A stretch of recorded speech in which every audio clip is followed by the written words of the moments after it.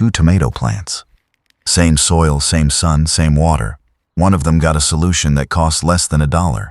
The other got a $30 root booster from the garden center. 8 weeks later, I pulled them both out of the ground. The $30 plant? Normal roots. The dollar plant? I could not believe what I was looking at. And it has nothing to do with fertilizer. It is pure biology, and no garden center can sell it. Here is why. All right, I am not going to make you wait 12 minutes to find out what it is. That is not how we do things here. It is active dry yeast, the same packet you can grab from any grocery store for about $1. Now, I know what some of you are thinking. If this works so well, why does not every garden center carry it as a root booster? And I want to be honest with you. Because the answer is not some conspiracy. It is just physics. Active dry yeast is a living organism. It needs moisture and warmth to stay alive. The moment you mix it with water, you have about 48 hours before those cells start dying. You simply cannot bottle it, ship it across the country, and have it sit on a shelf for 6 months. That is why every root booster you see at the garden center is a synthetic version, a chemical copy of what these microorganisms do naturally. They charge you $15, $20, sometimes $30 for it. And here is the thing, the living version, the one that costs $1, does something those bottles cannot do. It colonizes the root zone. It moves through the soil. And it triggers a response in your plants that researchers are still trying to fully understand. So let me show you what actually happens underground, because one of these 3 effects is so strange that scientists did not believe the first lab results. When you pour yeast water into soil, 3 things happen. First, the yeast cells produce auxins. These are natural growth hormones that tell your plant, hey, grow more roots. Not bigger leaves, not taller stems. More roots. Back in 2014, a study in crop science tested soil, treated with Saccharomyces cerevisiae. That is the scientific name for baker's yeast. The result? Root density increased by up to 40% compared to untreated soil. 40%. $1 second. As the yeast feeds on sugars in your soil, it produces carbon dioxide. Now normally CO2 rises into the air, but underground it dissolves into soil moisture and creates a mild carbonic acid. This gently lowers the pH right around the root zone, which makes locked up nutrients like phosphorus and iron suddenly available to your plants. A 2023 paper in the journal Plants confirmed this buffering effect in container-grown vegetables. And here is the strangest part. The third thing. Your plants do not just benefit from the yeast, they eat it. This process is called rhizophagy, and it was first described in detail by Dr. James White and his team. Here is how it works. The root tips release compounds that attract microorganisms, including yeast. Those microbes enter the root cells, and the plant slowly breaks them down, extracting nutrients directly. Then, and this is the wild part, the plant releases the surviving cells back into the soil, where they multiply, and the cycle starts all over again. Dr. Lanyen and her team at the University of Queensland confirmed this back in 2010. Plants were literally farming microorganisms in their own root systems. And in 2024, a review in Frontiers in Plant Science called rhizophagy a fundamental, but overlooked, mechanism in plant nutrition. So when I say yeast water boosts root growth, I am not making a vague claim. There is a specific biological mechanism behind it. Your plant is actively recruiting, consuming, and recycling these organisms. It is a partnership. And that is what makes this different from pouring any random fertilizer on your soil. But science was not the first to figure this out. Hundreds of years ago, during the Edo period in Japan, farmers noticed something. The water they used to wash rice, that starchy, cloudy liquid, made their crops grow stronger. They did not have microscopes. They did not know about rhizophagy, but they knew it worked. They called it a gift from the soil. And in a way, that is exactly what yeast water is. A very old idea that science is only now catching up to, all right? So here is how you make it. And I promise, this is one of the simplest things you will ever mix for your garden. You need 3 things. 1 packet of active dry yeast. That is about 7 grams or 2 1/4 teaspoons. 1 tablespoon of sugar, plain white sugar or brown sugar. Either works. And 1 liter of warm water. Not hot, warm. Think baby bottle temperature, around 90 to 100 degrees Fahrenheit.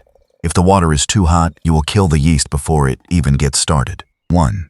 Pour your warm water into a clean container. A mason jar works perfectly. Step 2. Add the sugar and stir until it dissolves. The sugar is food for the yeast. Without it, the yeast will not activate properly. And this next step is where 90% of people mess it up. Seriously. I get comments about this every single week. Step 3. Sprinkle the yeast on top. Do not stir it in right away. Let it sit on the surface for about 5 minutes. You will start to see it foam and bubble. That is how you know it is alive and active. Step 4. After 5 minutes, give it a gentle stir. Then let the whole mixture sit for another 2 to 4 hours at room temperature. You want it actively bubbling when you use it. Now here is the important part. Use it within 48 hours. Remember what we talked about. This is a living solution. After 2 days, most of those yeast cells will be dead, and you will just be pouring sugar water on your plants, which, by the way, is a great way to attract ants and fungus gnats. So do not do that. One batch makes about 1 liter of concentrate. To use it, dilute it with more water at a ratio of 1 part yeast solution to 5 parts water. So 1 liter of concentrate gives you 6 liters of ready-to-use yeast water. That is enough for about 10 to 15 medium-sized plants. And if you are thinking, that sounds too easy, you are right. It is that easy. The hard part is not making it. The hard part is knowing how to use it without making the mistakes that 90% of people make. When you apply it, pour it directly at the base of the plant. Not on the leaves. Not overhead. Right at the root zone. That is where the magic happens. For established plants in the ground, use about 1 cup of the diluted solution per plant. For containers and raised beds, use about half a cup. Containers are actually ideal for yeast water because the concentrated root zone means the yeast stays close to the roots instead of dispersing through a huge volume of soil. Frequency matters. Once every 2 weeks during the growing season. That is it. More is not better with this. If you apply too often, you can actually shift the microbial balance in your soil too far in one direction. Think of it like a balanced diet for your soil. A little bit regularly is good. Fluting your system every day? Not so good. And always apply to moist soil, never dry. The yeast needs existing moisture to move through the soil and reach the roots. Now, here are the 5 mistakes that will waste your yeast water, and I see these constantly. Mistake number 1. Hot water. Anything above 110 degrees kills the yeast instantly. Use warm, not hot. Mistake number 2. Instant yeast instead of active dry yeast. They are not the same thing. Instant yeast is designed to work inside bread dough, not soil. Active dry yeast has a dormant cell structure that reactivates in water. That is what you want. Mistake number 3.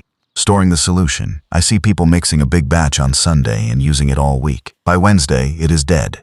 Mix it fresh, use it within 48 hours, and throw away anything left over. Mistake number 4.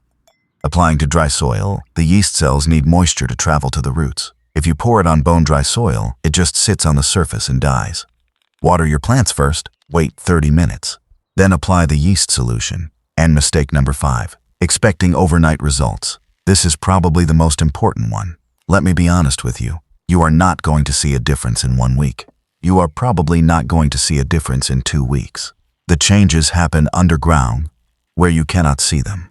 In my experiment, both tomato plants looked nearly identical above the soil for the first 6 weeks. It was not until weeks 7 and 8 that the treated plants started showing visibly more vigor, more flowers, more fruit set. The best plants for yeast water are tomatoes, peppers, roses, and most fruit-bearing plants. Things that need strong root systems to produce. Leafy greens and herbs benefit too, but the difference is less dramatic. But I am curious, what is the first plant you would try this on? Drop it in the comments.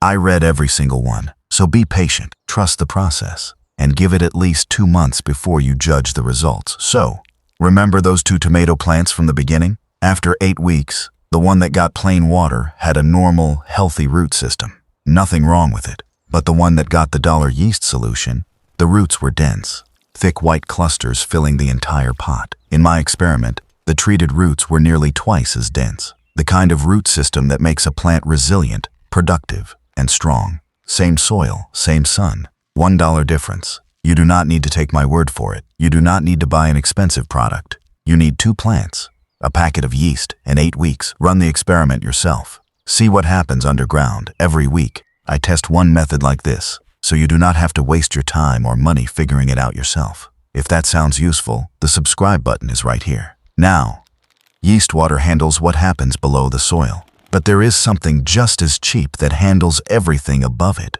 and most people throw it away every single morning. That one is right here.